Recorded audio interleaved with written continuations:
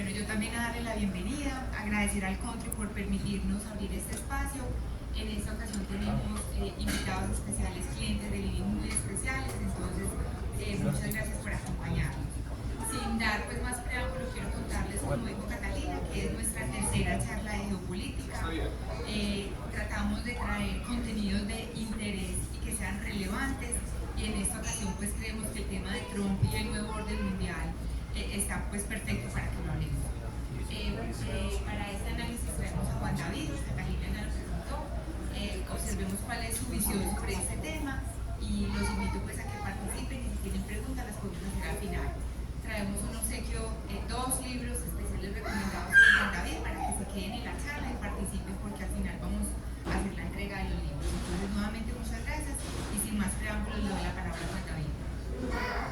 Gracias, un gusto estar con ustedes. Muchas gracias por venir y por la invitación a Living.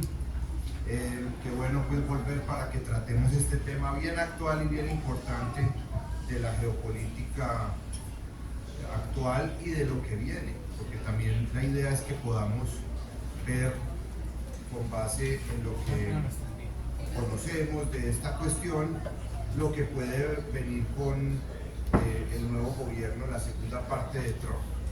Y aquí también veo pues varios alumnos que van a mis conferencias de geopolítica en el Castillo, que tenemos ya hace más de 10 años pues en el Castillo, y antes que también tenían en Viruparí, de forma virtual también tenemos.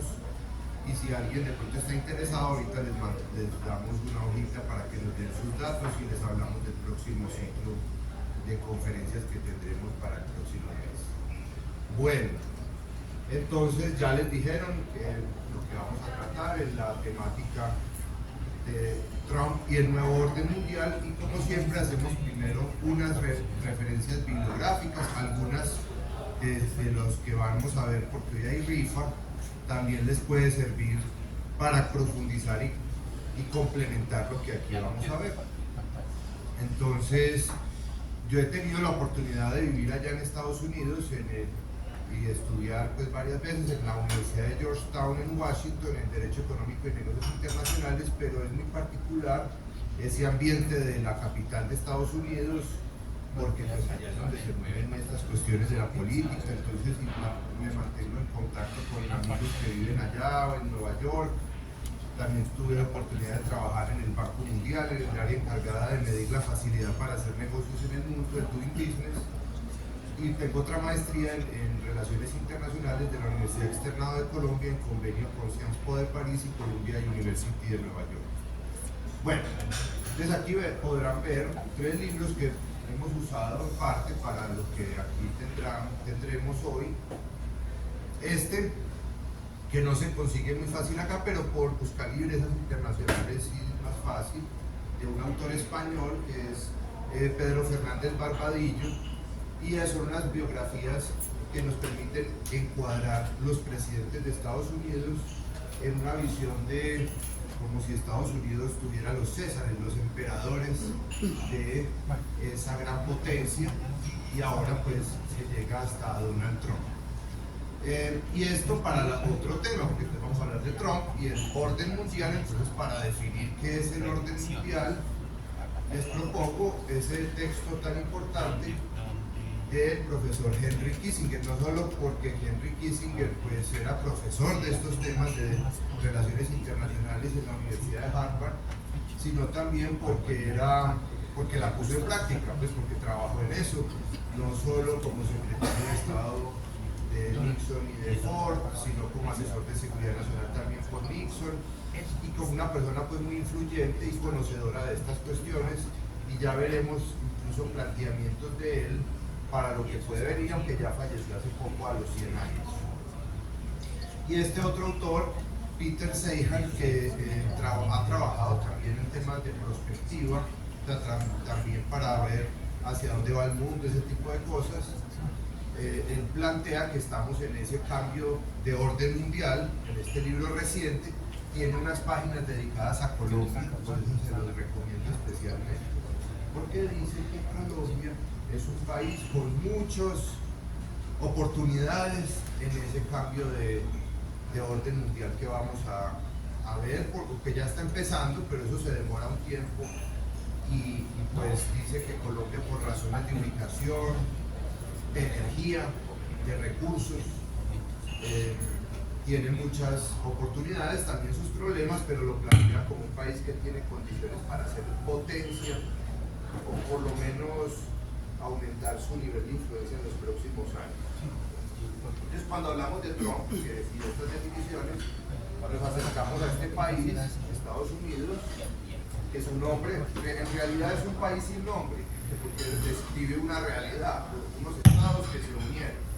Entonces proviene de la Declaración de Independencia de 1776, que es como más o menos la fecha en la que se cuenta el inicio del proceso de independencia de Estados Unidos, redactada por Thomas Jefferson, en la cual las 13 colonias británicas, ahí en la costa este, hacia el norte, cambiaron su nombre de 13 colonias por 13 Estados Unidos de la América. También se le ha conocido como Columbia, con U en inglés, que significa tierra de Colón, o sea, igual que nosotros. Era como se le conocía a veces cuando llegaban los inmigrantes, vamos a la tierra de Colón, por no decir América, también se decía así. Tiene un territorio de 9.800.000 kilómetros cuadrados, es decir, más de 9 veces Colombia, siendo el tercero más extenso del mundo y el país con mayor cantidad de áreas marinas y submarinas, porque por todo ese montón de islitas que tienen regadas por el Pacífico, en el Atlántico, etc., algunas las han comprado, otras las han tomado de guerras, por ejemplo con España, etcétera, han ido extendiendo muchas sus áreas de influencia marina y submarina. Por ejemplo, no sé si sabían, tienen aguas vecinas con Venezuela, que son las Islas Vírgenes estadounidenses, que fueron compradas a Dinamarca. Entonces, miren que hay antecedentes de los estadounidenses a hacer negocios de tierras con los daneses. Con los daneses, que son ahora los que tienen el control de Groenlandia, y también se ha manifestado, eso vamos a ver ahorita, la idea de comprar Groenlandia.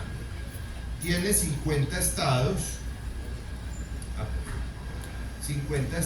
federados con 16 territorios que tienen otras categorías. Uno de ellos es, por ejemplo, Puerto Rico, y tiene la economía más grande del mundo, con un Producto Interno Bruto de alrededor de 28 billones de dólares, que es más o menos el 25% de toda la economía mundial, es decir, la cuarta parte. Comparativamente, China tiene 19 billones, es decir, la segunda economía en Producto Interno Bruto neto. Bueno, pero el caso es que esto no vamos a profundizar en todos los datos de Estados Unidos, porque simplemente es para tener una mirada general y para que nos hagamos una idea del tamaño de su economía respecto a nosotros, algo que yo les he contado aquí, cuando me acuerdo que lo decía en otros momentos para otros temas que hemos tratado, y es el siguiente. Piensen en el estado que tiene más aporte al Producto Interno Bruto, o sea, la economía de Estados Unidos, es California. ¿Listo? Todavía, a pesar de que ha perdido, pero es la economía más grande de Estados Unidos. Sería, si fuera un país, sería como el 7º, 8º país del mundo, solo California. Y Texas, para que se hagan una idea, representa más que todo el PIB de España o de Rusia, para que se hagan una idea. Solo Texas es el segundo y California es el primero. La economía más grande de Sudamérica, que es donde estamos nosotros, es Brasil. Y un estado de Brasil, que es el estado de Sao Paulo, el que más aporta al Producto Interno Bruto de Brasil, es equivalente al resto de Sudamérica sumado. O sea, nosotros tendríamos que sumar Argentina, Chile, Uruguay, Paraguay, Venezuela, todo para hacer como un estado de Brasil. Y todo Brasil es más pequeño que California, o más o menos del tamaño de California. Entonces ahí se ve el tamaño de Estados Unidos. Ya con eso uno se da una idea de qué nos estamos viendo, pues, para términos de... Y en términos de ingreso por habitante, el país con mayor ingreso por habitante promedio, pues eso pues tiene sus matices. En todo el mundo latinoamericano es Chile, pero si fuera un país que no lo es, sería Puerto Rico, que ellos son latinoamericanos, pero no son un país. Entonces, pero de todos los Estados Unidos, el territorio con más bajo ingreso per cápita es Puerto Rico. Entonces eso también nos muestra lo pobres que somos, pues en términos de ingreso por habitante. También para que se hagan una idea, en Estados Unidos dividen mucho todo por cuestiones raciales, les obsesiona esa cosa. Entonces ubican que los negros, que los blancos, que los indios, etcétera, los blancos no sé qué. Bueno, en el nivel más bajo está la población que hoy es llamada los afroamericanos. Está en la parte más baja de ingreso. El promedio de ingreso de los afroamericanos es más o menos el promedio de ingreso de los habitantes de la Unión Europea. O sea, un negro de Estados Unidos tiene un promedio de ingreso de un europeo. Ya ahí también ven entonces las dimensiones de un país de lo rico que es Estados Unidos. Ahora, hacia la geopolítica, ¿cómo se ha enfocado hacia el mundo de Estados Unidos?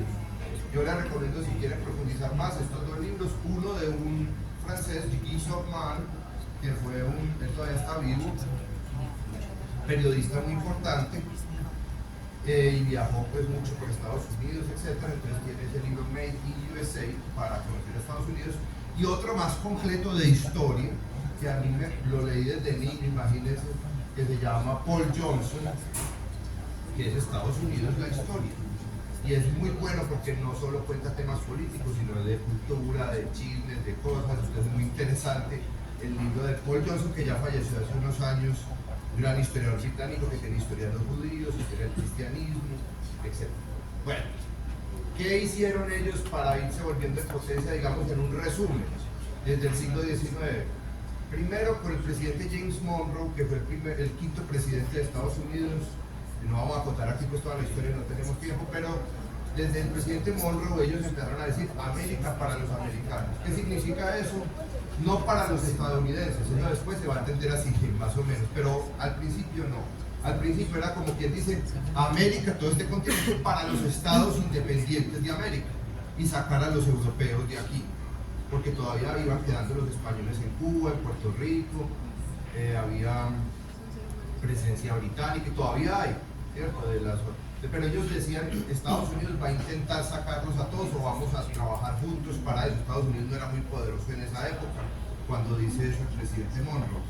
Pero van a intentar sacar a los europeos para que los americanos manejemos nuestros asuntos y no meternos pues por Europa, que es una fuente de muchos problemas, según la percepción de esa época. Entonces, así empezaron a plantear ellos su mirada hacia el mundo. Evitar que una potencia rival en América se consolide, manteniendo divididos a los hispanos en varios países. Es muy importante, uno a veces no se acuerda de la historia, y es que todos estos territorios de habla hispana, que somos desde México hasta la Patagonia, conformamos una misma unidad, pues nuestros ancestros, el mundo hispano, y eran la potencia más poderosa del mundo. Los británicos primeros y Estados Unidos después tienen como objetivo nunca permitir que eso se vuelva a unir. ¿Por qué? Pues porque les montan más gente, más poder, más tierra, más recursos. Ellos tienen por todos los lados, así sea endeudándolos, promover guerras, crisis internas, o hacer que ellos mismos se enreden, que es lo que nosotros mismos nos encargamos. Estados Unidos lo va a intentar siempre para que no se consolide otra potencia, ni siquiera. Si está creciendo mucho México, pasan cosas, ellos se encargan. Si está creciendo mucho Brasil, ¿se acuerdan que Brasil le han dicho mucho es el país del futuro? Y siempre lo será, siempre dicen como que ya vaya a salir Brasil, y algo pasa, meten a la cárcel al presidente, pero por cosas que ellos mismos, pero las investigaciones a veces aparecen en Estados Unidos, o casualidad, pero sí, que son corruptos ellos mismos, tampoco es pues porque Estados Unidos, pero digamos que ayuda a cada país para mantenerse separado. Bueno. Otro, sentido de predestinación religiosa, eso es muy importante. para servir de ejemplo de virtudes cristianas al mundo, creando símbolos nacionales. Estados Unidos se ve como la ciudad sobre la colina que ilumina el mundo, como dice Jesús en el discurso, pues, o en su sermón de la montaña. Ellos se ven más o menos así. Estabilidad política. En la Constitución de 1787 ha sido la misma Constitución desde ese año. Acá que siempre hablando que cambiemos, que pongamos, que ya está muy vieja la Constitución del 91. Ellos están con la misma, con unas enmiendas. Eso está muy claro. Y además tiene 3 artículos, es sobria, breve y las enmiendas. Destino manifiesto, expansión de costa a costa, porque ese pequeño grupito de colonias se va a extender poco a poco, van a comprarle a los indios, los van a atacar, a los franceses la Luisiana, a Napoleón, a España la Florida, y después ya México termina de quitar muchos territorios, Alaska a los rusos, etc. Entonces, el manifiesto de ir hasta la otra costa y de extender su modelo de sociedad.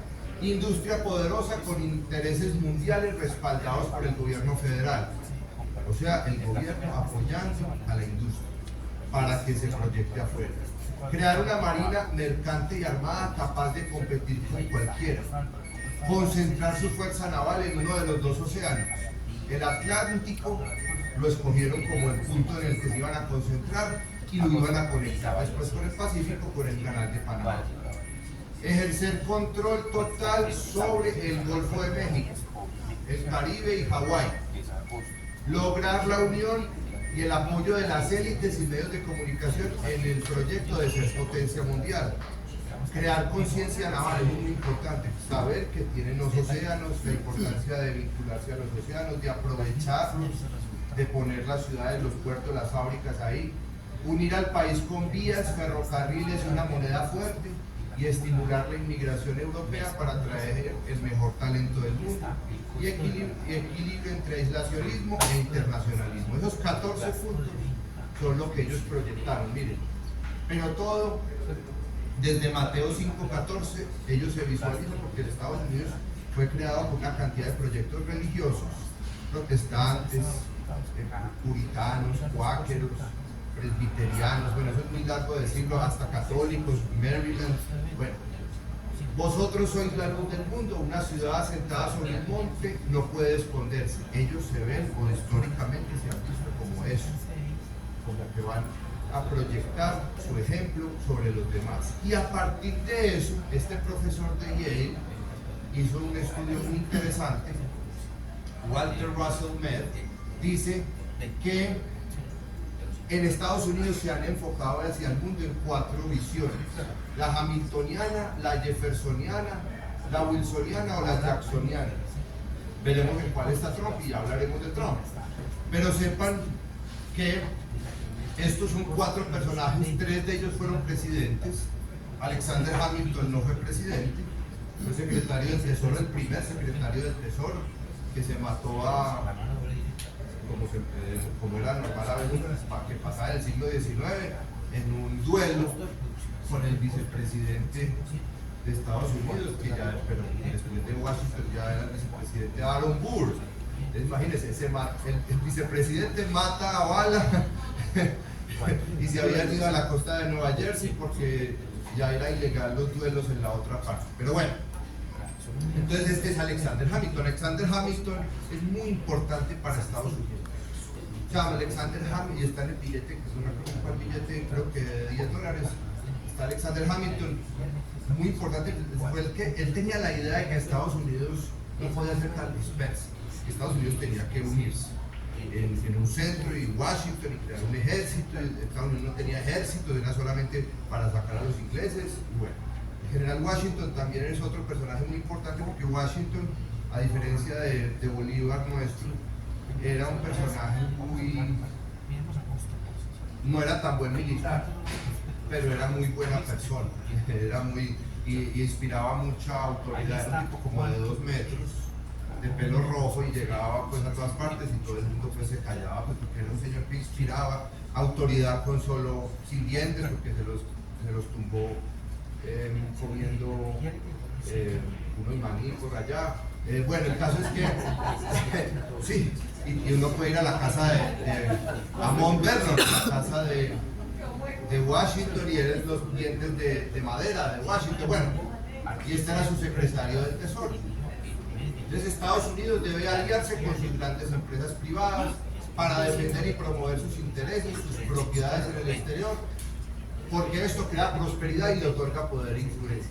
Él quería que Estados Unidos fuera una potencia.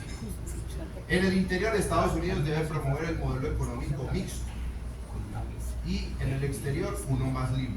O sea, Estados Unidos adentro debe protegerse, pero hacia afuera debe ser más libre. Estados Unidos debe construir un sistema económico internacional en el que predomine la economía capitalista de libre mercado, garantizando la libertad de navegación por las principales rutas marítimas del mundo.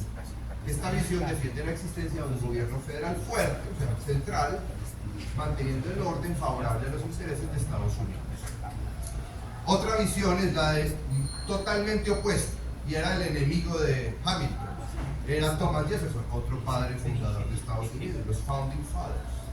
Jefferson, un personaje impresionante, hablaba español, hablaba latín, era un sabio y era escritor, era redactor fue vicepresidente de Washington, redactor de la Declaración de Independencia, segundo presidente de Estados Unidos. Miren todas las cosas que fue, y uno diría, cuando uno se va a morir y ha sido tantas cosas, ¿qué dirá que le pongan en su epitafio? Pues ponga todo, yo soy presidente, tal cosa.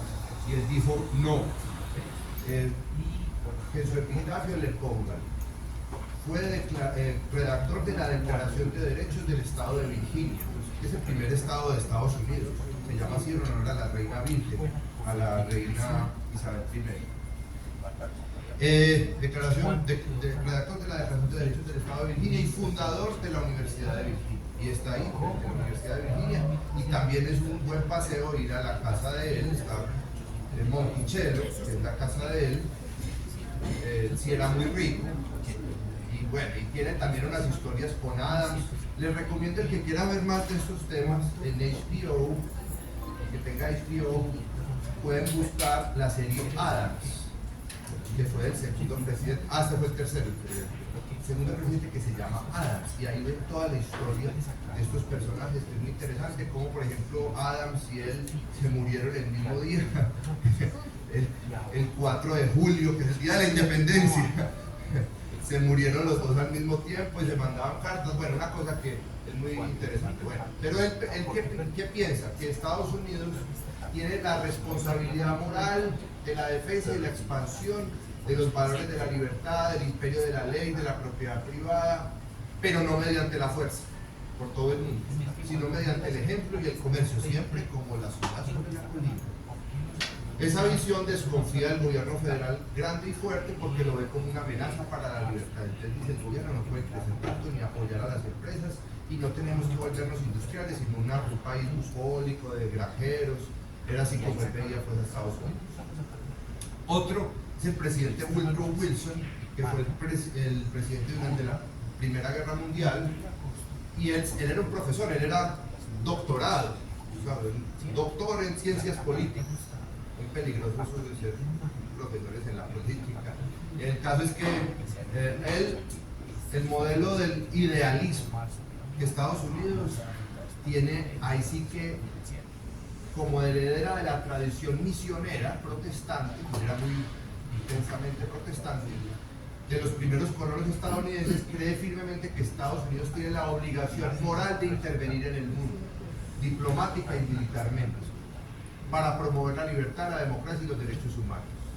Es siempre como un mundo en libertad. Él se inspira en Kant, Immanuel Kant, el filósofo prusiano, que decía que la paz perpetua se puede conseguir, bueno, no exactamente decía que eso, sino que ese era un nombre como irónico, pero él decía, se puede conseguir un mundo más pacífico en la medida en que todos sean países, repúblicas, libres, países libres.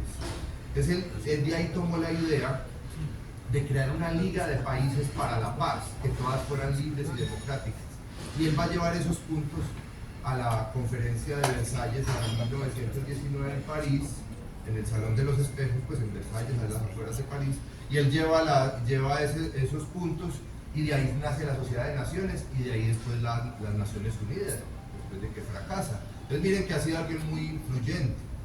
Promueven la creación entonces de organizaciones internacionales como una especie de gran red de gobierno mundial para mantener la paz. Eso es lo que posesiona este personaje. Y este, que es Andrew Jackson, un gran personaje de Estados Unidos. El presidente Jackson fue el que hizo toda la guerra contra los indios y mucho contra los granjeros mexicanos y todo. Este le gusta mucho a Trump. Trump admira mucho al general Jackson. Él es un modelo nacionalista y realista de política exterior. Ojo, considera que el gobierno de Estados Unidos solo debe intervenir en el exterior cuando se cumplan dos condiciones. Primero, que esté en peligro la seguridad física de los estadounidenses. Y segundo, el bienestar económico del pueblo. No cree que hay que estar en esos valores, en los principios morales que creían todos los otros. Nada de eso cree. Pero que sí debe sostener un orden que le favorezca a sus intereses. Tampoco excesivamente aislacionista como le gustaba, como le gustaba a Jefferson. Bueno, pero ya en la práctica, el que sí pone esto en práctica, ya cuando Estados Unidos ya se completa y se desarrolla, es Albert Tyler Mahan. Aquí están los estudiantes, saben bien quién es Albert Tyler Mahan, que fue un almirante de la Armada de Estados Unidos que escribió un libro que se llamó El poder naval en la historia, y esa es la base de la geopolítica de Estados Unidos en la práctica. Entonces, ¿qué dice Estados Unidos? Vamos a inspirarnos en nuestros ancestros y parientes británicos. ¿Qué hicieron ellos? Construyeron una talasocracia, una potencia marítima. Los otros tipos de potencias son las potencias telúricas, las que controlan grandes extensiones de tierras como Rusia. Pero los británicos eran potencia talasocrática, así era también España y muchas lo fueron. Él decía, ojo, que Estados Unidos se puso a mirar todo su mapa, ya de costa a costa, siglo XIX, y dice, ojo, cuidado acá, esta parte que ustedes ven aquí, Golfo de América, que ojo, ahora Trump lo llama Golfo de América, Golfo de México. Aquí está el punto más débil de Estados Unidos, el soft belly, o el bajo vientre, el vientre blandito pues, de Estados Unidos, por donde si alguien se le mete, lo puede desequilibrar. ¿Por qué? Porque aquí está el río Mississippi, la desembocadura del río Mississippi. El valle del Mississippi es una de las áreas más fértiles del mundo. Allá usted lo que ponga le da. Y además es el eje vertebral de Estados Unidos. Y por ahí está la industria, por ahí salen los productos, es navegable, además es una maravilla. Y desemboca acá, ahí por Luisiana, por toda esa parte. Por Nueva Orleans, bueno, Golfo de México. Esa parte de Estados Unidos la ve vulnerable. Entonces, ¿el qué dijo? Ese es el primer punto que tenemos que asegurar. Segundo punto, aquí está muy claro, Canal de Panamá. Entonces, estamos hablando en el siglo XIX, o sea, todavía era de Colombia, un departamento, era más pobre que el Chocó, con muchas ganas siempre de irse de Colombia, 20 y pico de intentos de independencia. Y Estados Unidos primero promovió la construcción de un ferrocarril para pasar cosas. Entonces, claro, ya Estados Unidos estaba metido ahí. Después los franceses con Ferdinand de Lesseps trataron de construir el canal como habían hecho el canal del Suez, pero era un canal a nivel, y en esa selva usted no puede hacer un canal a nivel. Entonces ya vieron eso, que tenía que ser con esclusas, pero se les acabó la plata. Bueno, una historia muy larga. El caso es que lo construye Estados Unidos y se lo quita a Colombia. Y el otro, entonces ese eje es clave porque ahí podemos unir los dos océanos. Y el otro eje del triángulo de Mahan es la parte de afuerita, donde después, aquí, entre las islas del Caribe se dividen entre las Antillas Mayores, que son las más grandes, las islas más grandes, que son Cuba, Puerto Rico, la Española, que es donde está Haití, Jamaica, y Puerto Rico es la que está afuera. Es muy importante porque esto aquí es una cadena de islas y geográficamente es como si fuera una pared, una muralla. Estados Unidos después compra las Islas Vírgenes danesas y hoy son de Estados Unidos. Y así entonces usted controla la compuerta. Entonces, entre esos puntos usted tiene que controlar los 3 puntos y ojalá lo que está dentro del triángulo. Y eso es lo que Estados Unidos plantea. ¿Por qué? Lo dice Mahan. Porque una vez controlemos esto, que él le llama el Mediterráneo estadounidense, o americano, Mediterráneo americano, una vez controlemos esto ya podemos estar tranquilos. Ya cuando usted tiene asegurado su vientre, ya puede dar espadazos, ¿cierto? Y puede irse a hacer cosas, pero ahí no podemos ser potencia mientras no tengamos eso. Esto es muy importante porque en el documento que vamos a ver de Trump, que está en borrador todavía en 2025, están volviendo a hablar de esto, que no lo habían vuelto a hablar desde estas épocas. No diría que está pasando en el pensamiento de Estados Unidos. ¿Quieren volverse para América? Parece que sí, les voy contando. Bueno, el otro gran autor, que en este ya sí Estados Unidos, con él plantea su estrategia en la Guerra Fría y después de la Segunda Guerra Mundial, que era Nicholas Spykman, un holandés que se fue a vivir a Estados Unidos y era profesor también, y que escribió este libro que se llama Estados Unidos frente al mundo. Y él llegó y miró, él hizo pues muchos análisis de geopolítica en el mundo, es un gran geopolítico, hizo unas revisiones de Mackinder, que es otro de los padres de la geopolítica, pero no vamos a hablar de todo eso. Lo importante es que Spykman llegó y miró el mapa y dijo, esta es la parte clave, y aquí estamos nosotros, y ahí está Venezuela. Y él dijo, esto se llama Mediterráneo americano, lo mismo que decía Mahan. Pero él dijo, Mahan se equivoca en algo. Mahan está diciendo que aquí lo clave son los puntos. Él dice, no, lo clave son todo el borde de la costa. Yo tengo que controlar todos los bordes, ojalá.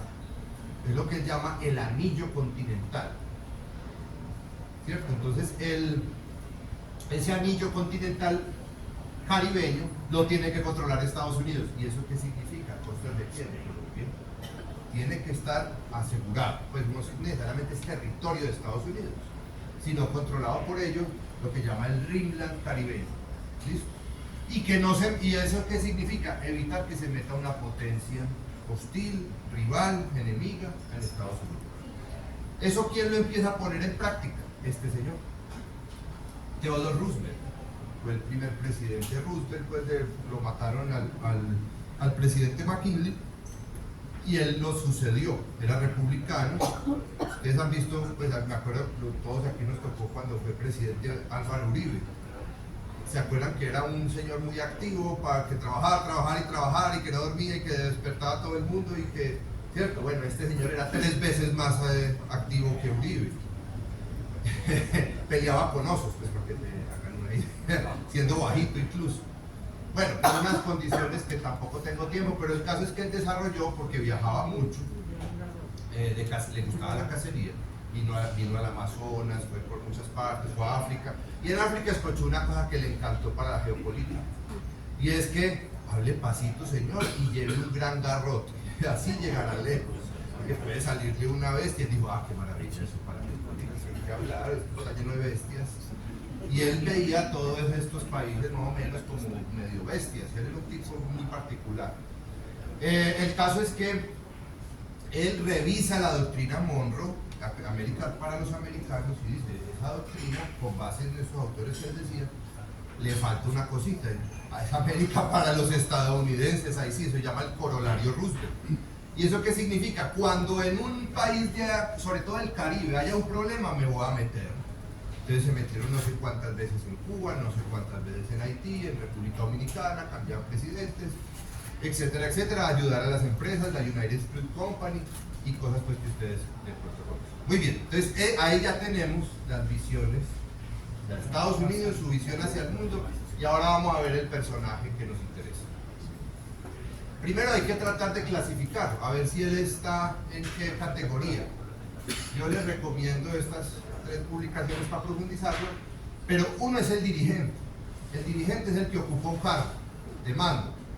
Entonces es la persona que tiene, digamos, una posición de mando y hay que respetarlos por la posición que ubica, ¿cierto? Pero no convence, no es que genere un entusiasmo, una devoción y nada por el estilo. Y es como nosotros pues que elegimos presidentes, este libro de Carlos Alberto Montaner sobre el presidente sirve mucho para entender eso en Latinoamérica. Ahora, un líder ya es alguien más simbólico, que no solo dirige, sino que encarna un personaje y genera lealtad entusiasta, trasciende el cargo y además de mandar, convence.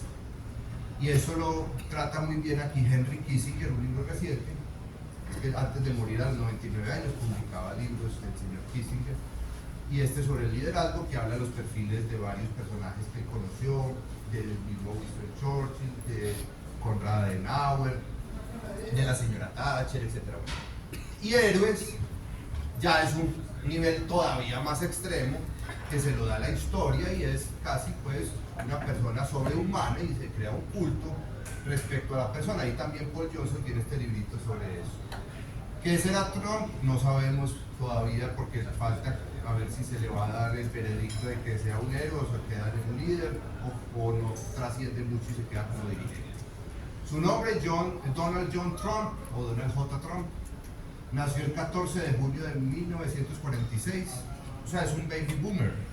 Es decir, los baby boomers son los que nacieron después de la guerra.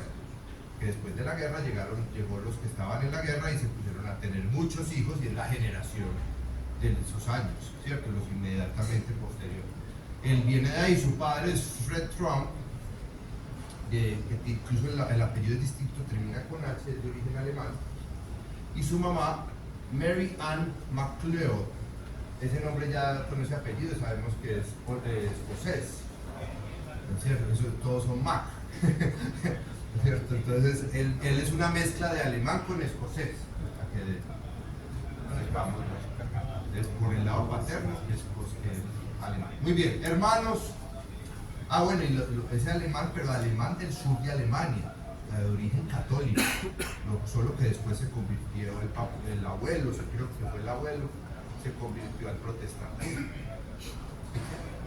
Tiene 4 hermanos, ya se han muerto 2, 3, y le queda pues una hermana. La estatura 1,92, un señor alto, ¿cierto?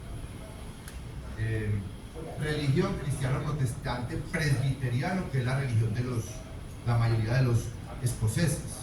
De los escoceses lowlanders, porque los escoceses se dividen en los highlanders, que son ya más católicos, y los lowlanders, que sí tienden a ser más protestantes presbiterianos, respetuosos de algunas tradiciones, de unos predicadores en la tendencia de John Knox. No vamos a hablar tampoco de toda esa parte religiosa, pero es muy importante para entender a la gente en Estados Unidos. Eso es clave, así como el tema racial, a ellos es muy importante su forma de pensar en la cuestión religiosa.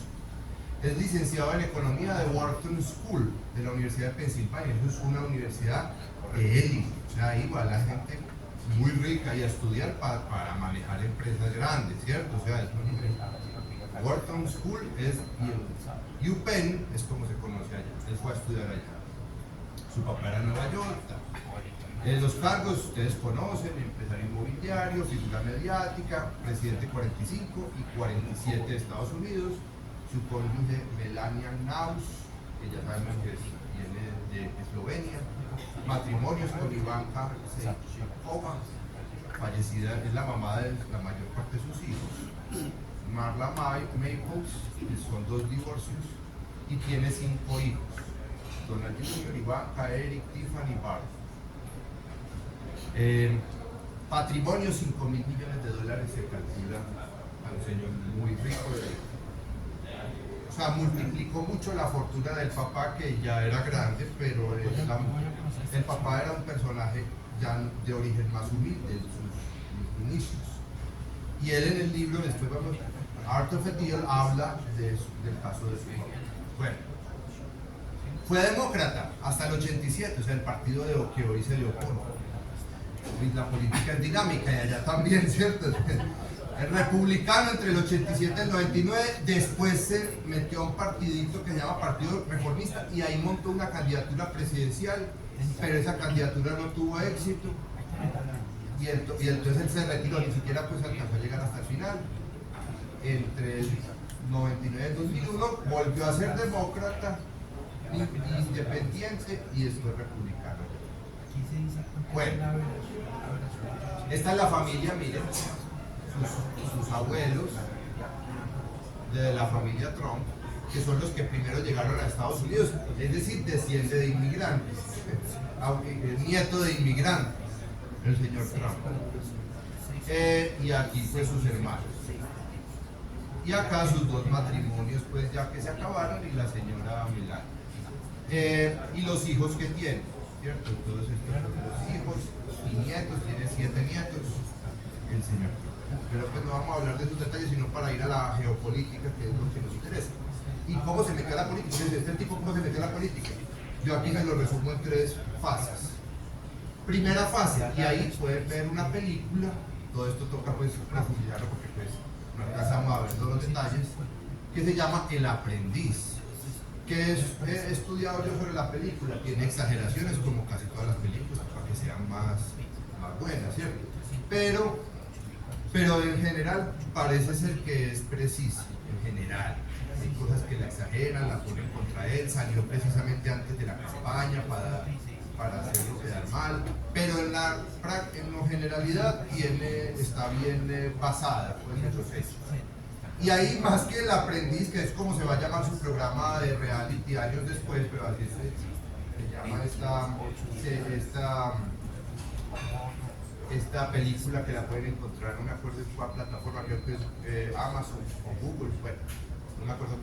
Ahora, El Aprendiz es muy interesante porque más que sobre Trump es la figura de Roy Cohn. Mírenlo acá. Roy Cohn es un abogado de Nueva York y abogado de mafiosos. Entonces se movió en ese mundo de mafia, de jugadores, pues, de gente que se movía, pero también de políticos. Claro, pues estaba súper bien conectado en Nueva York. Y ahí van a ver pues en la película, entonces él va con, Trump lo conoce por su trabajo y sus cosas inmobiliarias y dijo, este tipo se hizo amigo de él. Y le enseñó muchas cosas a Trump, por eso El Aprendiz es Trump de Roy Cohn. Y Roy Cohn, que ya era más mayor, le empezó a enseñar, vea, usted tiene que negar las cosas, negar todo lo que le perjudique, contraatacar y nunca pedir disculpas. Son sus 3 reglas de vida. ¿Cómo pues? Moldeando su estilo combativo. Así es eso fue lo que le enseñó el señor Roy Cohn. También lo empezó a invitar a muchas fiestas. Entonces, ¿qué encontraron ellos? En Nueva York hay muchas fiestas y usted llega allá, pero ese no es el punto. Eso después se abre una por allá y va a la trastienda de la fiesta, que es donde está la gente importante. Y ahí Trump se empezó a dar cuenta que esa gente era, pues estamos hablando de los años 70 y 80, de 71 a 80. Y que esa gente, pues en esas fiestas de millonarios de Nueva York, lo que empiezan es a emborracharse y a tirar drogas. Y Trump, muy hábilmente, también con este señor, que este sí era más, le gustaba más, pero era un tipo muy inteligente, dijo, es que yo no vine aquí de rumba, yo vine aquí a trabajar. Entonces él se hacía como que estaba tomando, y que siempre alegre, y bailaba con su bailecito y su cosita, pero era escuchando, y viendo, y haciendo amistad, pero nunca se emborrachaba. Además, él va a tener uno de los hermanos que se le murió, su hermano mayor, era una esposa, y eso siempre le dolió mucho a Trump. Y entonces, al tener ese ejemplo en su familia, él se frenaba mucho en esas fiestas, pero ahí hizo una red de contactos y sobre todo algo clave, de información. Y entonces él tenía información de muchas cosas, de los proyectos, de la política, que va a hacer el alcalde, qué va a pasar con el plan de no sé qué, de rascacielos, ¿sí me entienden? Entonces el hombre le ayudó, por ejemplo, a Roy Cohn a meterse en los proyectos de la Trump Tower, etcétera, etcétera. Vamos a hablar de la parte económica de Trump, que es muy interesante también. Eso daría pues para otra conferencia, pero diferente, es cómo se va metiendo en la política. Y ahí encuentra el poder mediático y empieza a crecer. Es como los inicios del ascenso de Trump. Interesante porque ese Roy Cohn, creo que este también, eran homosexuales. Pero Trump pues, no sé pues muchos temas de las partes privadas y él ya llegaría hasta la parte con Roy Cohn. Pero el caso es que bueno, luego él siempre le gustaba la política y se dio cuenta en todas esas reuniones que eso estaba, que el poder era por el lado de la política, no por el lado de los negocios, porque usted con la política puede hacer más negocios y puede ganar más. Entonces, en el 87 contrata a este personaje, a Roger Stone, y después lo meten a la cárcel por unos problemas y en el primer gobierno de Trump él lo perdonó, le dio el perdón presidencial a Roger Stone. Roger Stone fue asesor de Trump, asesor de Reagan y de varios triunfos republicanos. Él es el que empezó a acercar a Trump al partido republicano. Pero él le dijo, vea señor Trump, ese tipo es muy hábil, todavía está vivo y ha escrito libros sobre cómo fue que ayudó a ganar a Trump. Pero él se empezó a dar cuenta de algo y le dijo, vea presidente Trump, señor Trump, pues en ese momento no era presidente. Está pasando algo y es que la gente se está como cansando de los partidos, de lo tradicional. Aquí se está abriendo un espacio para los outsiders, alguien que venga de afuera. Y usted tiene futuro en la política. Y entonces Trump lo contrató, empezaron a trabajar y ahí desarrollaron los anuncios como America First, primero Estados Unidos. Eso viene de la época de la relación con Roger Stone. En el año 2000, ya con Roger Stone de asesor, él se salió del Partido Demócrata, se metió al Partido Reformista por ese tema de outsider, pero cuando vio que eso no estaba cogiendo tracción y que los grandes jefes estaban y los donantes, con los demócratas, con los republicanos, él había sido donante de los demócratas y de los Clinton. En todas esas fiestas se encontraba a Clinton, ojo, y se encontraba ¿cómo es que se llama? Este violador, amigo de Epstein. Jeffrey Epstein, amigo de Trump. Es una cosa que ahora se le está sacando a Trump y podemos hablar de eso. Pero el caso es que Trump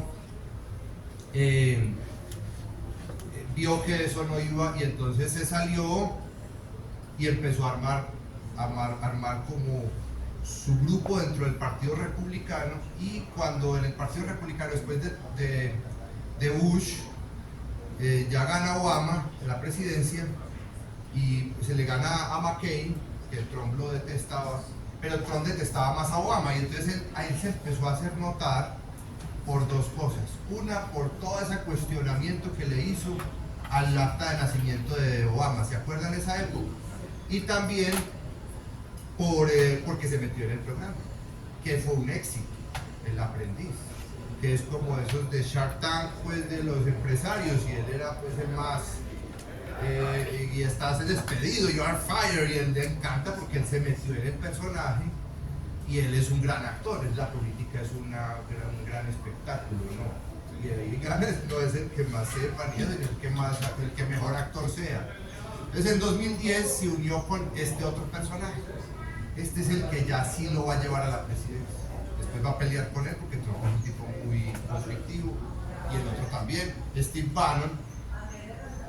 Un señor muy importante y muy inteligente, que fue el que se dio cuenta de la otra cosita que estaban empezando a surgir en la política, y son las redes sociales e internet. Este tipo que ya tenía un portal de internet que es muy importante, que se llama Breitbart News. Él es el de Breitbart News. Ahí pues como de esas camadas vienen, por ejemplo, que mataron Charlie Kirk, un joven que viene de esas épocas de Steve Bannon y eso, pero fue el asesor de Trump en todo ese tema de medios.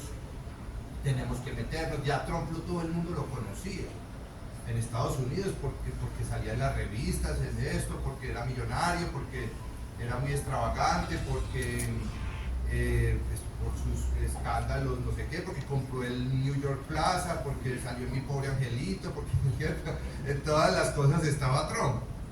Bueno, y ya electoralmente entonces pasa esto, que es una cosa que nadie se imaginaba, y y es que le ganó a la señora Clinton, a la que él era amiga de ellos y la financiaban, pues.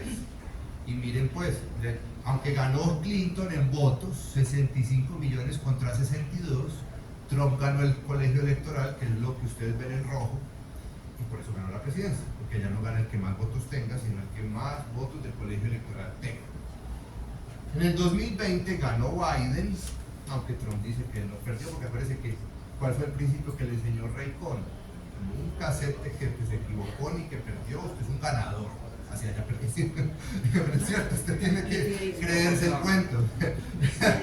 Y por último vuelve ahí sí a ganar a la señora Harris y ya tenemos eso.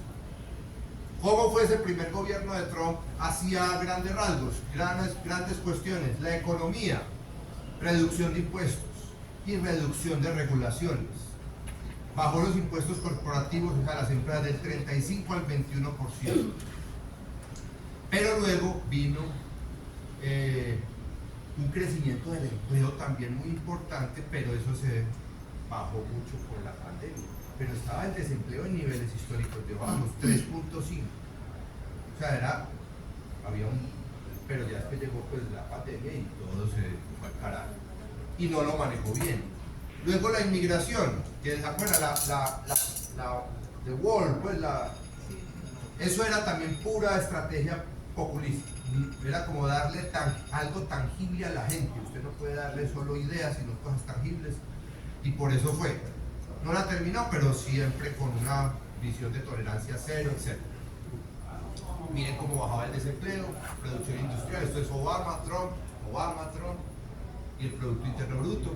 Bueno, ahí hay dos libros que les recomiendo para profundizar ese periodo de Trump. Uno más a favor, que está en inglés, es de un gran experto en guerra, que es Victor Davis Hanson, y en geopolítica, y otro que es nada más y nada menos que Bob Woodward, el periodista del Washington Post, que descubrió pues el Watergate con Bernstein, ¿cierto? Entonces, todos los libros de Woodward tienen libros sobre cada gobierno y los tiene muy buenos porque son puras entrevistas. El libro no es tanto la opinión de él, sino entrevistas de gente de adentro. Es muy interesante para entender bien eso cómo funciona. Ahí, por ejemplo, se da uno cuenta que Trump cuando un presidente llega a la oficina le mantenían como 5 páginas de un brief de seguridad nacional del mundo. Seguridad nacional, pero es, mejor dicho, estas amenazas hay en el mundo, se está pasando esto. Le dan 5 páginas y él dice, eso está muy largo. A mí me lo hacen a la mitad. Entonces, esas son las cosas que yo veía ahí, porque el tipo es muy acelerado. Cuando usted, ahí por ejemplo contaban, si usted va a una reunión con él se sienta, te mira, está pendiente de ti, y usted empieza a hablar de tal cosa, señor, y a los 5 minutos, bueno, me tengo que ir, pues se empieza a esperar. Y ya usted está hablando con su carreta, o hable de otra persona, pero yo no tengo tiempo, y entonces para y se va. ¿Cierto? Y así, entonces es un personaje muy difícil para trabajar con él. O sea, y ya en la parte internacional tuvo estos aspectos. La prioridad de Estados Unidos, America First, que acuérdense desde cuándo la venía diciendo. La doctrina Trump, que es diplomacia pragmática unilateral, restricción de viajes para países musulmanes, acuerdos comerciales, se salió de los acuerdos del Transpacífico, que era el que iba a unir a Estados Unidos con todo el Pacífico, el sudeste asiático, menos China. Eso fue muy criticado porque ya lo venían negociando hace mucho tiempo y Trump se salió de eso. Y también renegoció el NAFTA, el Acuerdo de Libre Comercio de América del Norte con México y con Canadá. Esto sí fue lo más importante, pues, que él siempre lo saca a relucir y tiene razón, que es los acuerdos de Abraham. O sea, todos esos países que ustedes ven árabes reconocieron a Israel. Paz con Israel, apoyo a Israel, ataque a Irán, mataron al general Soleimani, que era el jefe de operaciones internacionales de Irán. Se buscó acercar a Rusia. Ya ahorita les voy a mostrar qué es lo que está pasando en la geopolítica y porque Trump todavía ha intentado eso, no le ha salido, pero él desde esa época está pensando así. Y China confrontándola, poniéndole sanciones y demás. Latinoamérica, mano dura contra Venezuela, Nicaragua y Cuba. Y la migración, pues tratando de restringirla cosas con México. Pero miren, este es el gran proyecto pues, que hemos podido decir de Trump. Mírenlo pues. America First es también como, yo necesito consolidar mi patio trasero, y entonces ya ha dicho, esto es lo que él ha dicho. Yo quiero Canal de Panamá, quiero Canadá y quiero Groenlandia. Lo dijo, ¿cierto? Desde que llegó. Parece que la cuestión es más, pues incluso iría más allá. Volver, Estados Unidos en algún momento controló las Filipinas, después de que en 1898 le ganó la guerra a España, y tener aquí casi que controlado todo esto. Miren, aquí Centroamérica, Nicaragua, Cuba, pues ya tienen Puerto Rico, pero mejor dicho, parte de México, como una Colombia, pero este es, digamos, el proyecto. Acá tener unos puntos que estos son pasos estratégicos en el Mediterráneo, en el Báltico, y es la gran América, es el proyecto para que Estados Unidos tenga un nuevo siglo de dominio del planeta y el ser el emperador, pues una cosa así. Pero ¿cuál es el objetivo de eso geopolíticamente hablando? Control de las rutas claves del mar, porque es que por el mar se mueve el 90% del comercio mundial. Entonces, si usted controla el mar, que Estados Unidos ya lo hace, pero esto es pasar a un grado más intenso y tratar de rodear más a China, evitarle pues que se puedan meter más allá, y acceso a recursos estratégicos. Esa es la razón principal de Groenlandia y Canadá, que él tiene una gran obsesión por las tierras raras, que son necesarias para todas estas cuestiones tecnológicas, y Estados Unidos no las controla, la gran control lo tiene China. Bueno, ahora ya veamos el otro aspecto, el orden mundial. Primero, ¿qué es un orden? Es una forma de organizar las relaciones entre las personas. Se conoce como gobierno. Está determinado por relaciones de poder, formas de influir unos sobre las conductas de otros. Está el orden interno, que son las distintas formas de organizar un país. En Colombia, por ejemplo, ¿cuál es ustedes han visto en el edificio el manual de convivencia, en el colegio, en el club, hay unos manuales, ¿sí o no? Orden interno de esa organización. Bueno, en Colombia el manual de convivencia es en la Constitución. Y internacionalmente se ha intentado, aunque eso no está consolidado, que fuera la Carta de las Naciones Unidas, ahora que estamos viendo la Asamblea General de la ONU, que sea el derecho internacional, que se rige por eso, pero en la realidad pesa más la geopolítica, es decir, el poder, que el derecho. Muy bien, está también la estructura que hoy nos acompaña, que son las naciones, que es la unión entre el sentimiento de pertenencia a un grupo con las características que comparto con ese grupo. Cuando esos dos componentes se unen, estamos hablando de naciones. Pero hay naciones que no tienen Estado, como los kurdos. Unas que las tuvieron hace relativamente poco, que son los judíos. Y así pues hay naciones que no tienen Estado. Los Estados sí son estructuras ya permanentes, jurídicas, son personas jurídicas. Como cuando uno hace un negocio pues con una empresa, ¿cierto? Personas jurídicas de derecho privado.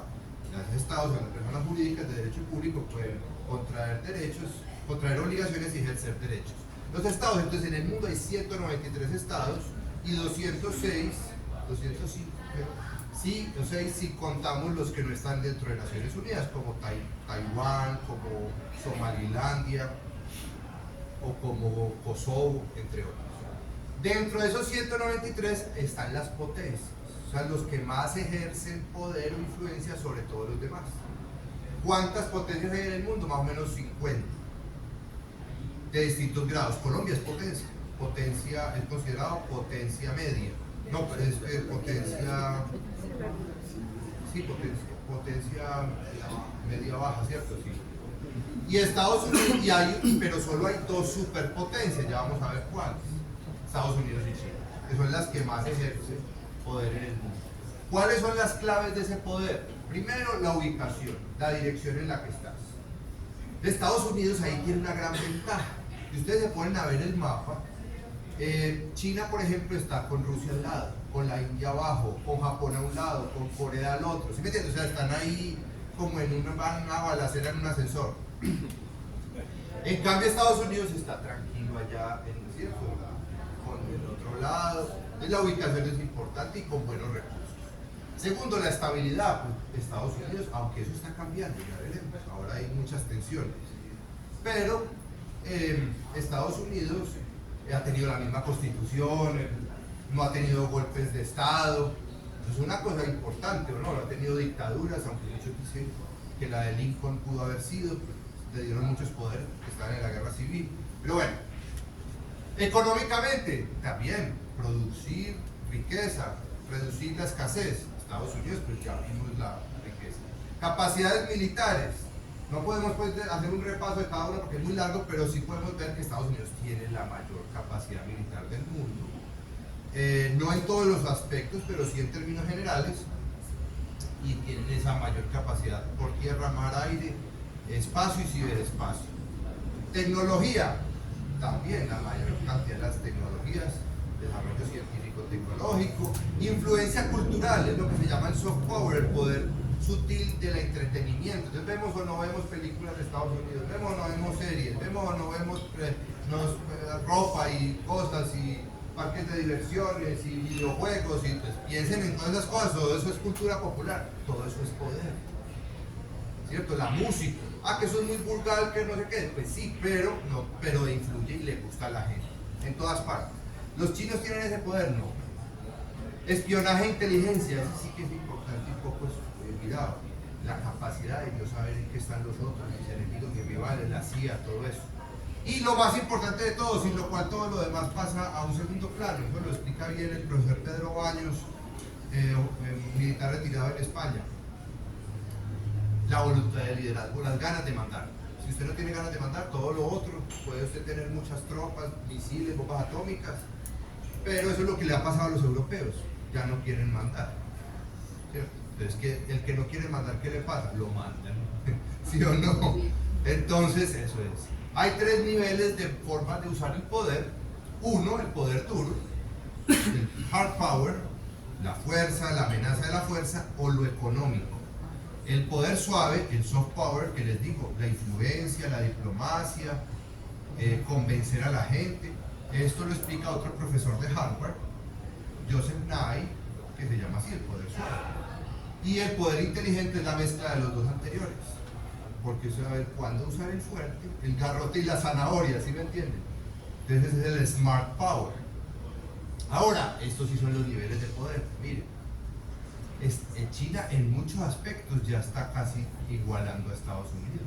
Es que es más, en esto el nivel de poderío y miren cómo ha crecido China. Miren una cosa muy importante de China, solo un punto para que vean la dimensión. En el año 2001, China entró a la Organización Mundial del Comercio. Ellos no eran miembros de la Organización Mundial del Comercio. Y en esa época el Producto Interno Bruto de China era más o menos igual al de México. ¿Qué tal? Y ahora es 19 veces México. ¿Qué tal? Entonces, del 2001, es que el 2001 no fue hace mucho tiempo. Entonces, ¿qué tal el crecimiento de China? Una cosa tremenda. Si ese ritmo se mantiene, pues tiene que superar en muchos aspectos. Bueno, esos son superpotencias. Y las superpotencias son las que tienen, digamos, la capacidad de influir en todas partes. La segunda superpotencia, China. Las grandes potencias son Rusia, Japón, Alemania, Francia, Inglaterra, pero esas están más en decadencia. Potencias regionales, México y Brasil en nuestro entorno, o tenemos por allá a Australia o a España, Italia, y ya las potencias medias, y Colombia, aunque hay niveles pues más diferentes. Colombia es una potencia, por ejemplo, frente a Ecuador, es el coloso del norte, ¿cierto? Bueno, entonces miren, esto lo muestra Henry Kissinger. Entonces dice, ¿cómo se puede distribuir ese poder? Muchos centros de poder, multipolaridad. Ya vamos a ver. 2 centros de poder, bipolaridad. 3, tripolaridad. O 1, unipolaridad. Multipolaridad puede ser con choque de civilizaciones, que esa es otra variante que trae el profesor Huntington, es decir, cuando los enfrentamientos lo hacen potencias que representan a culturas, formas de ver el mundo. Equilibrio de poderes, que ese es el que le gusta a Kissinger, es decir, que hacen un acuerdo y se reparten el mundo. Y rivalidad de potencias es que están enfrentándose y es los momentos previos a las guerras mundiales. Cuando aquí no está claro quién manda, ¿eso cómo se resuelve? Con una guerra. Para ver quién manda. Y por eso es que ha habido guerras mundiales, porque unas potencias perciben que pueden quitarle la supremacía a las otras. Y entonces, ¿qué es lo que nos ha acompañado sobre todo desde la caída de la Unión Soviética en el 91 hasta años recientes, pues podríamos decir 2021? Unipolaridad, primero atenuada y después compartida con otras potencias. Entonces Estados Unidos, aunque miren que está en todos los niveles de poder, económico, militar, científico-tecnológico, cultural, demográfico, pues ahí está apareciendo China cada vez más. Entonces, ¿qué va a pasar? A ver, lo que están mostrando es que hay signos de cambio. Los cambios de orden interno dentro de un país se dan por guerra civil o revolución. Estados Unidos tuvo una guerra civil, o por una guerra o una invasión. Y los internacionales se dan por guerras mundiales o por acuerdos. ¿Listo? Este es otro libro, y también lo trabajamos en otro momento, que se llama El Nuevo Orden Mundial, de un señor, creo que es más rico que Trump, que se llama Ray Dalio, que es especialista, es un gestor de inversiones, y él identificó unos aspectos que estaban pasando en el mundo. Entonces decía, vean, yo veo, miren que Estados Unidos va cayendo, China va subiendo. ¿Y qué pasó entonces en los últimos 500 años? Que hay órdenes mundial, porque antes de 500 años el mundo estaba fragmentado, ¿cierto? O sea, antes del descubrimiento de América, entonces había órdenes por pedazos.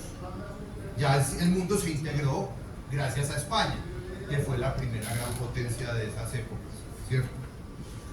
Entonces él empieza a encontrar unas cuestiones y dice, cuida, y todo esto que ustedes ven acá, él encuentra que en el momento de los cambios, cuando uno baja, hay guerras. ¿Sí las ven? Todo eso son guerras, guerra. Miren todo el tiempo que llevamos sin guerra.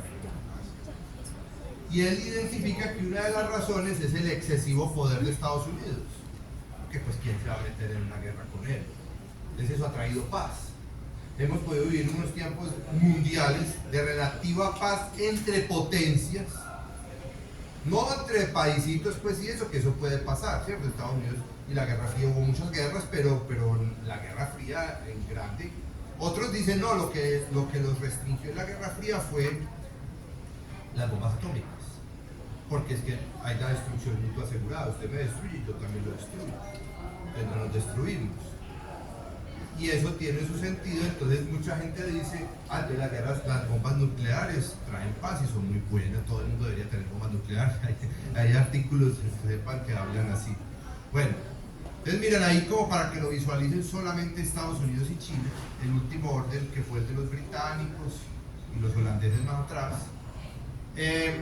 Y él encontró entonces una serie de características que empieza a hacer que un orden mundial empiece a ascender. Liderazgos fuertes, los que les empecé a decir, los Hamilton, los Jefferson, Washington, pues, y después ya los otros, el Theodore Roosevelt, que peleaba con osos y que invadía países y que quitaba cosas de Colombia, Panamá, ¿cierto? O sea, gente pues que está muy comprometida y con ganas de mandar.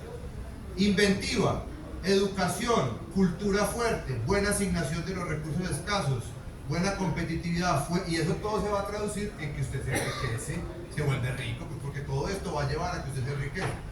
Y eso hace que usted llegue a tener mercados financieros fuertes y que su moneda se vuelva fuente de valor, reserva de valor. Pero ¿qué empieza a pasar en el apogeo? Que usted pues ya dice, ya soy muy rico, pues ya, ¿para dónde más vamos? Entonces la productividad empieza a frenarse, empieza a tener muchos intereses por todas partes, entonces ya gastos muy grandes, pérdida de competitividad y crecientes brechas de riqueza. Luego viene un gran endeudamiento. ¿Por qué? Porque usted ya, para poder mantener ese nivel de vida al que usted está acostumbrado, de rico, pero ya sin ser tan productivo, ¿cómo lo cubre? Con deuda. ¿Y con deuda emitida en qué? En la moneda suya, que es la fuente de valor. Y Estados Unidos, nadie tiene eso, ese es el poder del dólar. Nadie puede emitir deuda suya en su propia moneda que usted mismo. Eso es lo que quiere Trump. ¿Qué quiere Trump? Controlar la Reserva Federal. Para eso, impresión masiva de dinero sin respaldo, conflictos internos, pérdida de fortaleza de la moneda, con pérdida de condición de reserva, liderazgos débiles, gente mediocre, y guerra civil, revolución o una invasión. Y ese es el fin del orden. ¿Cuáles son los aspectos de salud de un país? Entonces, por ejemplo, ustedes pueden mirar las capacidades de liderazgo, todos esos aspectos se pueden ver y medir, a ver en qué punto está. Lo trae Ray Dalio en el libro y tiene una página donde uno le puede meter la información. Ahí también destacan los aspectos más importantes que uno debe mirar para ver si vamos a hacer un cambio de orden o no, que es, por ejemplo, eso, lo de las tasas de interés para bajar, para que haya más dinero circulante, pero eso va a llevar a una crisis, etcétera, etcétera. Entonces, las tres claves que dice Ray Dalio: los países y en especial las grandes potencias no tienen suficiente dinero para pagar sus deudas.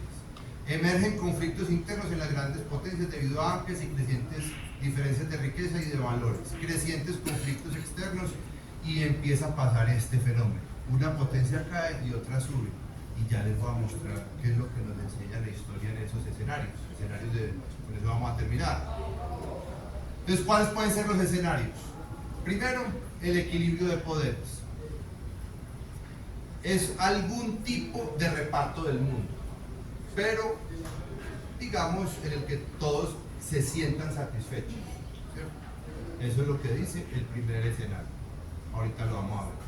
El segundo, la nueva Guerra Fría, que es el que vamos a ver en el próximo ciclo, ahora este mes, en los cursos de virtual y presencial en el Castillo. Nos vamos a concentrar solo en ese, que si vamos a una segunda Guerra Fría, como la que vivimos entre la Unión Soviética y Estados Unidos, vamos a ver si sí o si no, o si es mezclada con otras. Otras guerras regionales, o una tercera guerra mundial.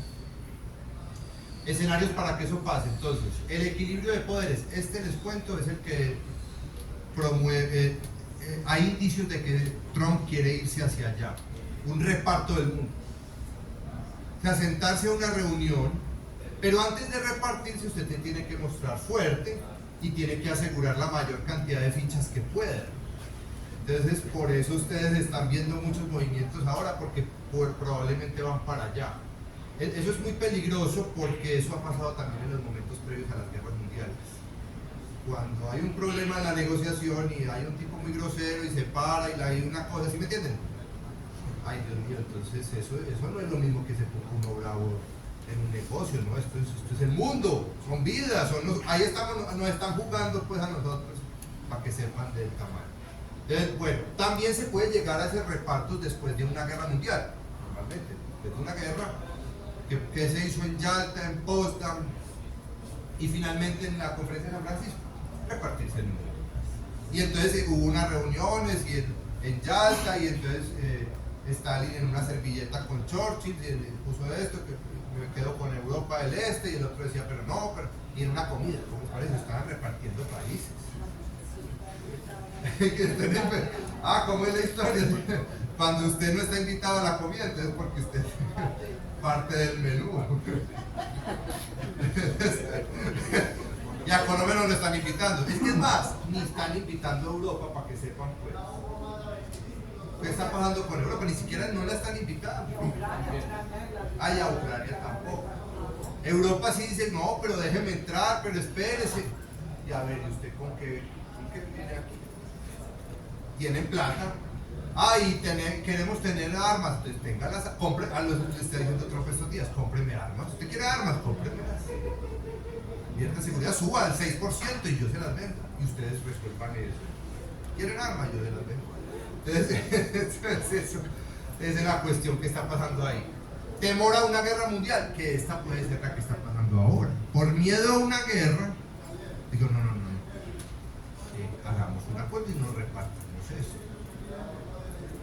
o alguna, y esta ya sí es más conspiranoica, alguna forma de gobierno mundial entre élites que están por encima de los presidentes, pero eso pues, eso es para otra conferencia. Pero entonces esto es lo que saca, si ven en el libro de, que no sé si está entre los que vamos a rifar, de Kissinger, está el Tratado de Westfalia, que ese fue muy importante porque fue el que puso fin a la guerra entre cristianos católicos y protestantes, a la guerra de los 30 años en Europa.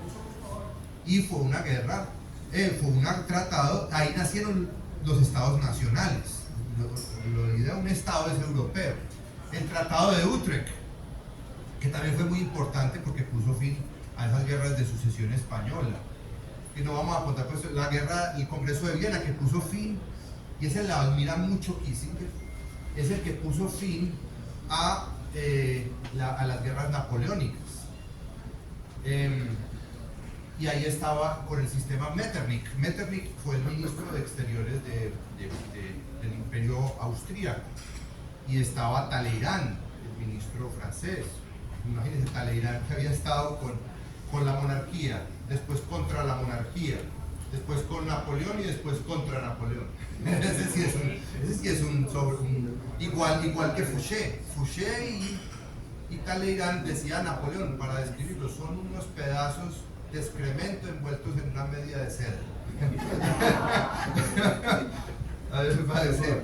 Y el sistema Bismarck, ese fue el reparto de África. Pero a África también se la repartieron literalmente, y fue con Bismarck, Otto von Bismarck.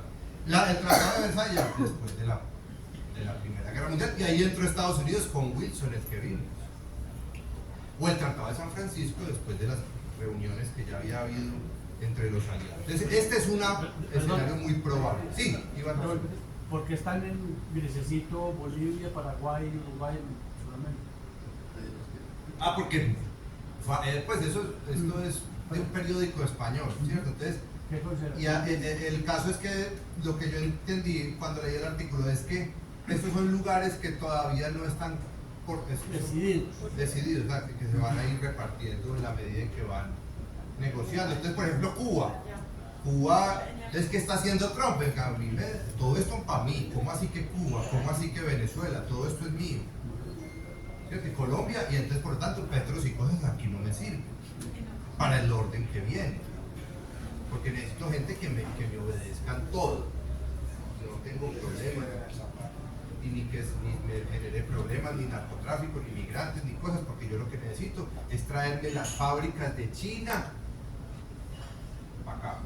Y hasta muchos estaban pensando, bueno, y la India va a estar con Estados Unidos, es que este es un mapa viejito, y peleó nosotros hicimos un ciclo sobre la India y Pakistán, y vimos que pues, Estados Unidos tiene mucha cercanía con Pakistán, ahora ya China está más cerca con Pakistán, pero la India era aliado más de Estados Unidos antes de la Unión Soviética, y siempre ha sido aliado de Rusia.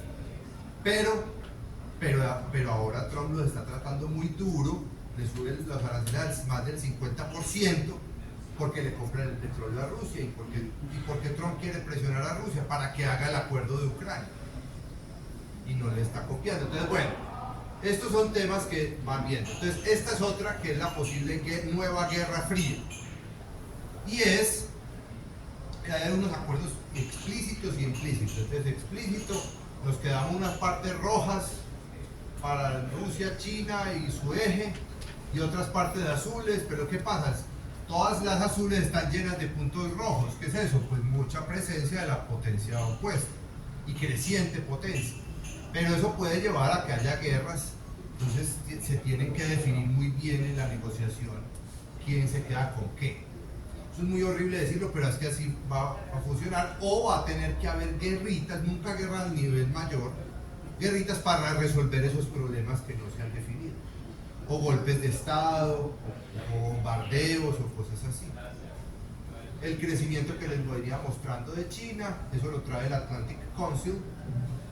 Otra posibilidad es una alternativa de qué puede pasar, y es que eso lo trae la profesora señora Anne Applebaum. Les recomiendo también este libro de esa señora, en estos dos, El ocaso de la democracia y Autocracia S.A. Ella qué dice: vamos hacia una guerra fría, pero no entre solo Estados Unidos y China, sino entre democracias contra dictaduras.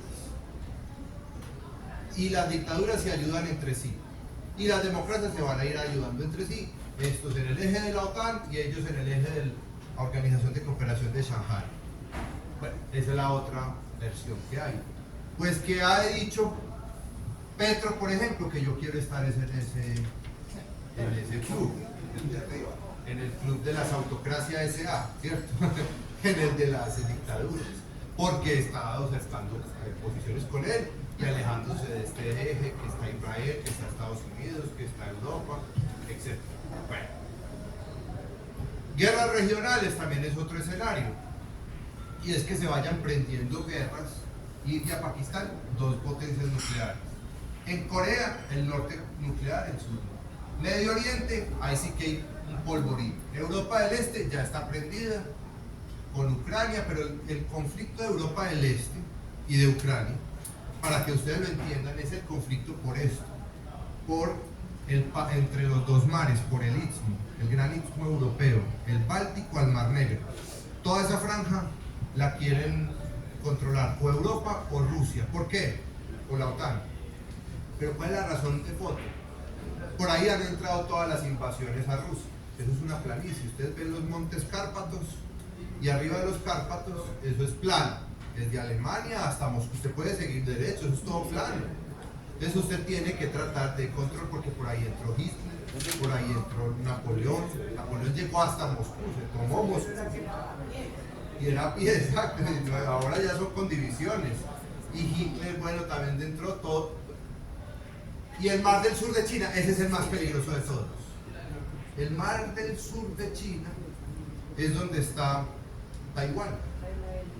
Y es donde está el paso, miren, hacia el estrecho, de Malaca. Por aquí pasa el 40% del comercio mundial, donde está Singapur. ¿Y eso quién lo controla? Estados Unidos. Estados Unidos tiene totalmente bloqueada China aquí, Japón, Corea, Taiwán, las Filipinas, Malasia, todo eso. Entonces, digamos, China quiere salir por acá y están montando estas islas y tomándoselas porque ellos leyeron a Mahan, el autor que les dije. Dice, si usted quiere ser potencia mundial, tiene que asegurar su soft belly, su bajo vientre, su barriga, pues, digamos así. La tiene que, de Estados Unidos ya la tiene, pues, es el Caribe.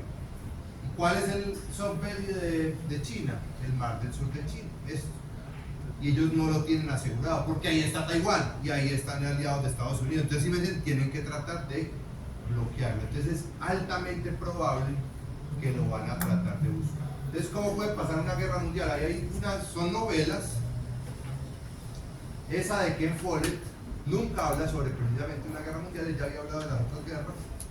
Y esta de uno que vimos que él trata de ser como el continuador de Mahan, que es un almirante, el almirante Strategies, nos pone la fecha, 2034. Y parece que él pues cuando escribió, él trabajaba como almirante de Estados Unidos en el mar del sur de China. Y entonces ya él se retiró y se escribió este libro y otro libro sobre el poder naval, etc. Y le mandó este libro a sus compañeros que están allá en el mar, pues en los barcos de Estados Unidos. Le mandó el libro. Y les dijo, bueno, ¿qué les pareció mi libro? Y entonces les dijeron, está bueno, muy bien, todo nos gustó mucho, pero solo tenemos un comentario que hacerte, y el cual, que la fecha está muy lejana. ¿Les parece? Entonces, por una extensión de guerra en Taiwán, guerras simultáneas que le metan en diferentes partes, Taiwán, Corea, Singapur, Estados Unidos tiene sus capacidades militares dispuestas para mantener máximo con grandes potencias dos guerras simultáneas, puede haber dos guerras simultáneas grandes, y ahí pueden mantener sus fuerzas, pero no pueden mantener 3, 4, ¿cierto? Y además ya le meten ciberataques, errores de cálculo, errores militares o incluso bombas nucleares. Lo que pasa es que el tema de las bombas nucleares, y ahí les cuento una cosita también reciente que comentamos en las clases de geopolítica, es que hay dos tipos de guerra nuclear. La guerra nuclear táctica y la estratégica. La guerra nuclear táctica es, imagínense, como diría yo, un tanque de guerra, un lanzamisiles, ¿cierto? Un lanzamisiles y le montan una bomba nuclear. Esa bomba que tiene ese tanquecito lanzamisiles y que son miniaturizadas, es para tirártela a tu línea de tanques que me está invadiendo. Entonces yo les tiro esa bomba y destruyo todos los tanques y además muestro que es una detonación nuclear, etc. Ese nivel de guerra nuclear es el que están dispuestos a tolerar estas potencias y podría pasar. Sepan que eso puede pasar. Y no, exacto, no llegan a las ciudades ni matan, pues obviamente sí hay una contaminación y todo, pero pues no es tan grave. Pero la bomba nuclear estratégica, la guerra nuclear estratégica, es que ahí sí se lanzan las 3000 bombas, las no sé cuántas, y por ahí, a eso no traje esa diapositiva, solo si hay una oleada de ataque y contraataque, porque si hay más oleadas se acaba la humanidad. Sí, pues sí, ya no hay vida en el planeta. Entonces, como decía Albert Einstein, si la tercera guerra mundial es con bombas nucleares, la cuarta será con palos y piedras, ¿cierto? Entonces, pero si hay una, yo estuve mirando para otro ciclo que hicimos sobre refugios geopolíticos, era si hay un solo oleada de ataque y contraataque entre Estados Unidos y Rusia, que es el que más bombas nucleares tiene, aunque no las tiene todas montadas, aunque China va subiendo. China, para que se vean, estaban 300 bombas nucleares, para que se pongan a principios de este ciclo. Y hoy ya está por los lados de 600. Se duplicó y van por más. Entonces, y además hay que tener con qué llevarlas.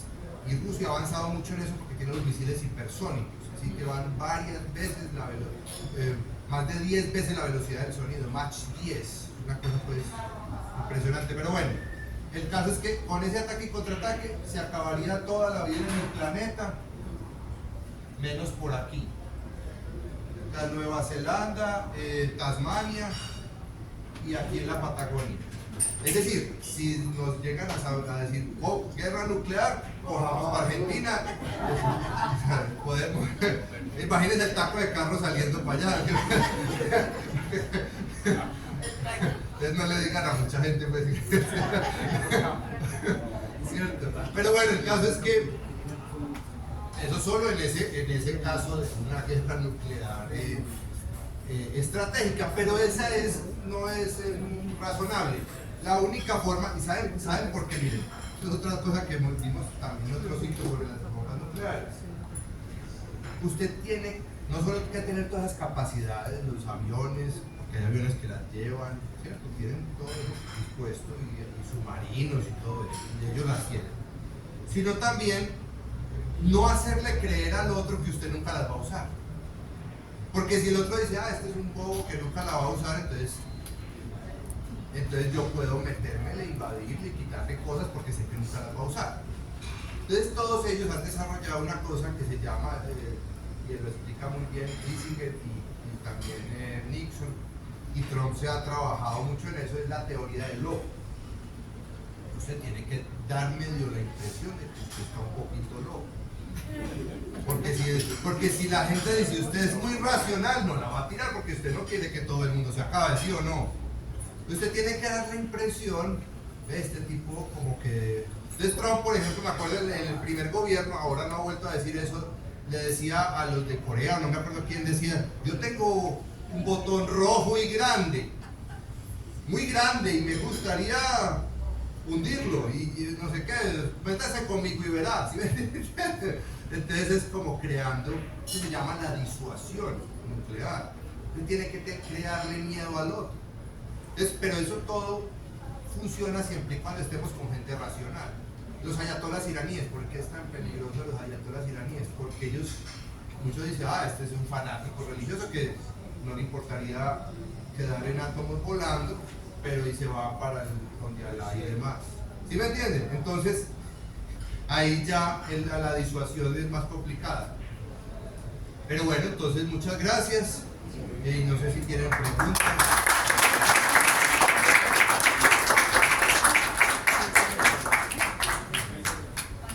Sí. Yo quisiera invitarlos, antes de que demos caso a las preguntas, para que se registren en las planillas, porque de acuerdo al registro vamos a hacer la rifa de los libros. Entonces no sé si hay alguien que esté pendiente por registrarse. Falta para pasar. Hay dos planillas, una es del country y otra es de Biblia.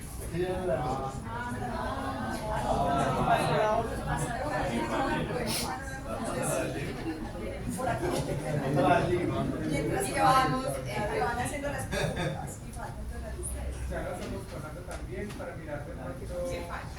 Y el falta. Esos libros están buenos. Sí, sí, adelante. ¿Qué preguntas tienen? Yo tengo una pregunta. Sí, adelante, vamos haciendo preguntas mientras. Aquí hablamos muy general, todo el evento es muy interesante. Que hemos hablado pues se habló en un término muy general del mundo, de toda la geopolítica y todo, pero hombre, yo creo que todos tenemos una espinita y una inquietud. ¿El gobierno venezolano cae este año o vamos a demorar tanto? Estamos ansiosos. Precisamente acabamos de terminar el ciclo sobre ese tema.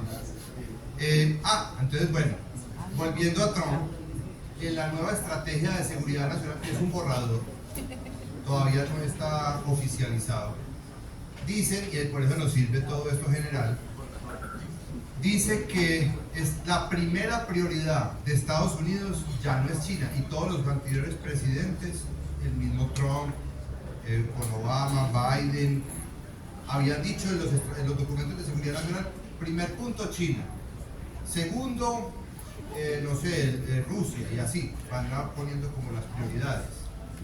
Y ahí pusieron, primero, América, específicamente dos cosas, frontera con México y el Caribe.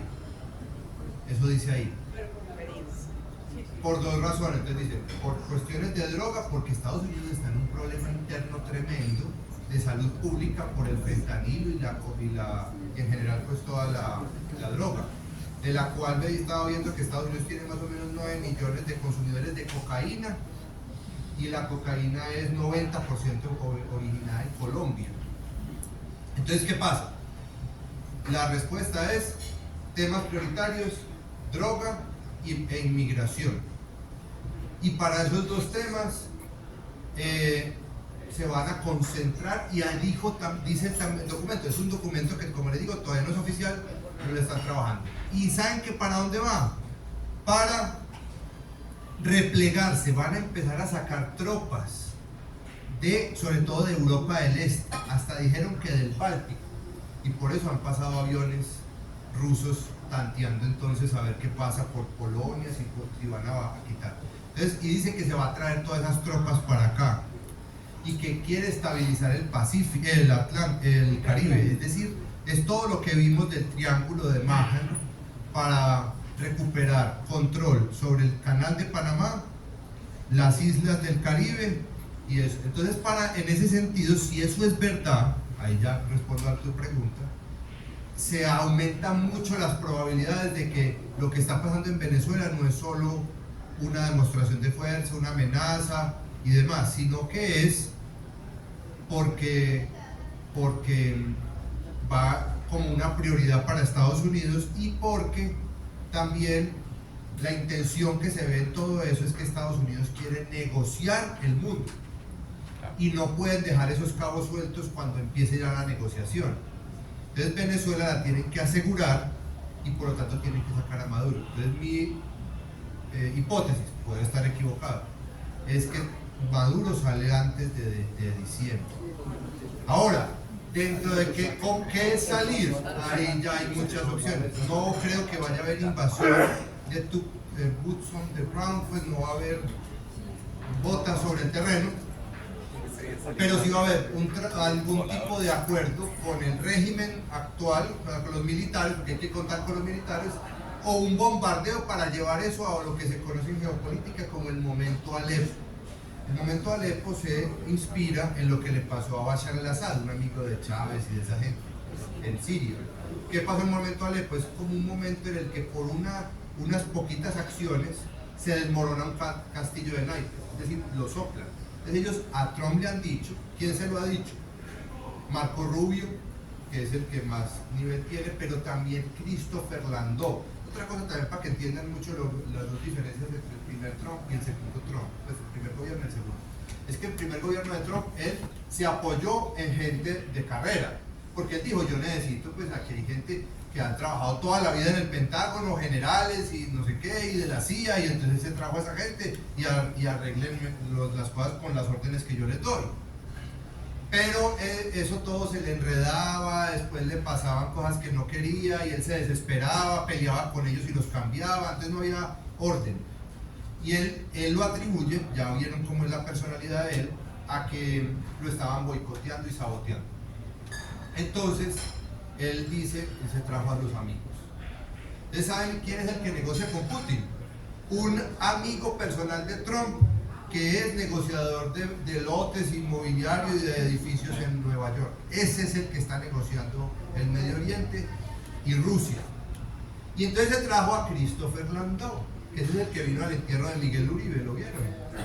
Ese señor Christopher Landau es el segundo, pero él Marco Rubio no es amigo de Trump, pues es aliado y político y lo metió porque tenía que resolverle a unos donantes muy ricos que son los Adelson, el sector del juego muy importante en Estados Unidos. Pero bueno, el caso es que ellos pusieron a Marco Rubio, pero a Christopher Landau sí es de confianza personal de Trump. Ay no, y ¿saben también quién tiene al Medio Oriente?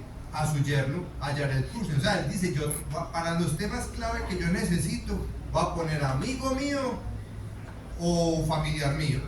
Eso le quita profesionalidad, porque pues no es lo mismo negociar lotes en Nueva York que negociar Ucrania, ¿sí me entienden? No es como lo mismo, pero bueno, pero Trump dice, prefiero tener confianza y que el que me esté hablando no tenga 3 o 4 agendas ahí detrás, porque es mucho poder, estamos hablando del mundo, ¿cierto? Entonces él se trajo a Landau. Entonces Christopher Landau sí es un tipo pro intervención en Venezuela, y él le está diciendo a Trump que esto hay que resolverlo y que esto hay que